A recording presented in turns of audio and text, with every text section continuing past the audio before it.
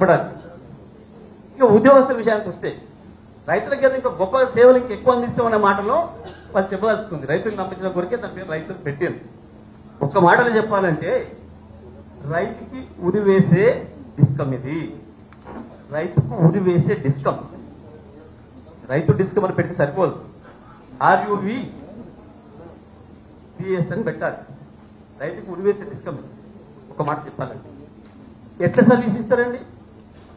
ఇవాళ దాదాపు 13,000 మంది సర్వీసెస్ అందిస్తున్నారు కింద గ్రామీణ స్థాయిలో, క్షేత్రస్థాయిలో.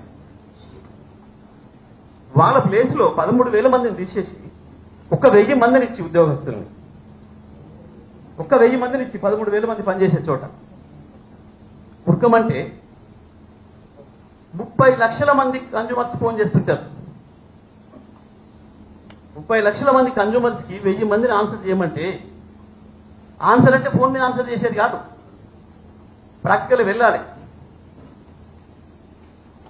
ఒక్క లైన్ మెన్ కు 15 గ్రామాలు వస్తాయి. 15 గ్రామాల నుంచి ఒకేసారి ఫోన్ వచ్చింది. ఏడికి వెళ్ళాలి? దగ్గర ఉన్న గుడి చూసి దాన్ని పెట్టుకుని కూర్చోవాలి, అంతే. పూజ చేస్తున్నాం. ఎవరి దగ్గరికి వెళ్ళలేడు, ఎక్కడ అటెండ్ చేయలేడు. వాళ్ళ లెక్క ప్రకారమే దాదాపు 5 లక్షల టీటీఆర్లు వీళ్ళకి వస్తాయి. 1000 మంది కేవలం 5 లక్షల టీటీఆర్లను 30 లక్షల సర్వీసెస్ ని అడ్రస్ చేయడం అనేది మానవ మాత్రమైన పనేనా? సాధ్యమైతా?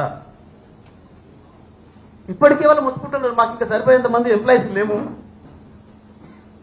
మాకు వర్క్ లోడ్ ఎక్కువ ఉంది, అపాయింట్మెంట్ చేయండి కొత్తలో అని చెప్పి వాళ్ళు ముట్టుకుంటున్నారు. కానీ మేము ఇవేం పట్టించుకోం, మీ కొరికే చేస్తున్నాం.